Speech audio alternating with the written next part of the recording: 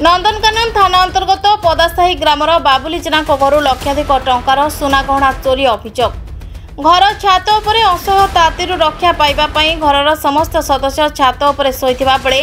अभियुक्त सुमन सबर सुजोगर हाथ छड़ा नकरी घरे लागिथिबा ताला को भांगी लक्षाधिक टंका सहित सुना गहना लुट करी चंपट मारिथिला। पुलिस अभियोग को आधार करी नंदनकानन थाना पुलिस अभियुक्त को भुवनेश्वर VSS नगर स्थित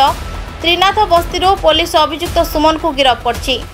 अभियुक्त नाम यह पूर्व 6टी मामला रही तदंत करने समय पुलिस जानिबाकु पाइछि से जड़े पेशादार लुटेरा। सुमन घर लक्षाधिक टंका सहित सुना गहना जबत करी कोर्ट चालान करिछि पुलिस।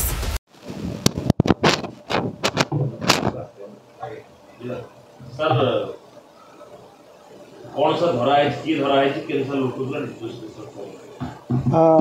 गत 4 तारिख दिन पदासाही ग्रामर बाबुली जेना नामक जड़े व्यक्ति आसी नंदनकानन थाना रिपोर्ट कले जे से दिन राति सी तार परिवार सहित घर छात उपर शोइथिबा समय सकाळ उठी देखिले जे ता घर खोला अछि एवं घर भितर तार जो टंका एवं सुना थिबा बॉक्सटी चोरी जाइछि एवं अल्प दूर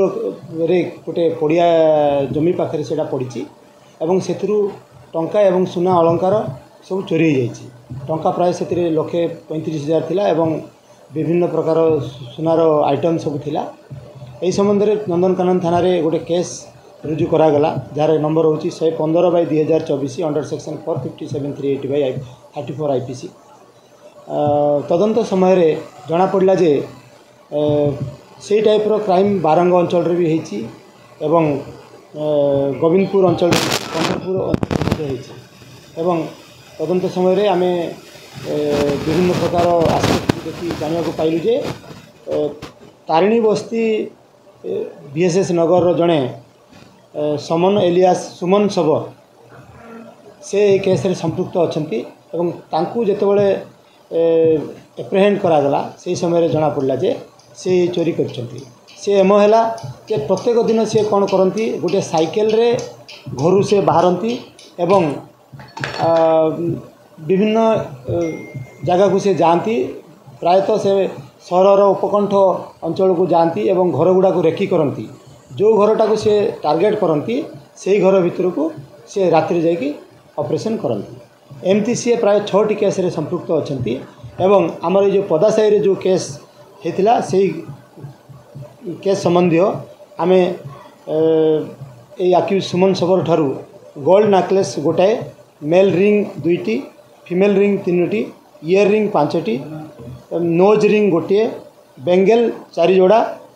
मोबाइल फोन 5टी लॉकेट 2टी एवं कैनन कैमरा गोटाए एवं कैश 37,000 टंका आमे रिकवरी करछु एवं आज तांको आमे फॉरवर्ड करा जाउछ। सर जो घरे रेटिकल जो प्रोसेस ऑपरेशन से घरे केमती करे माने लोनली हाउस देखि आइसोलेटेड जगह देखि ना कोन केमती करे से जति सब हमरो ए घर गुडा को अछि प्राय से घर पाखरे किछि खोला जगह रहिछि एवं सबले देखे जे को घरे से लॉक पड़िछि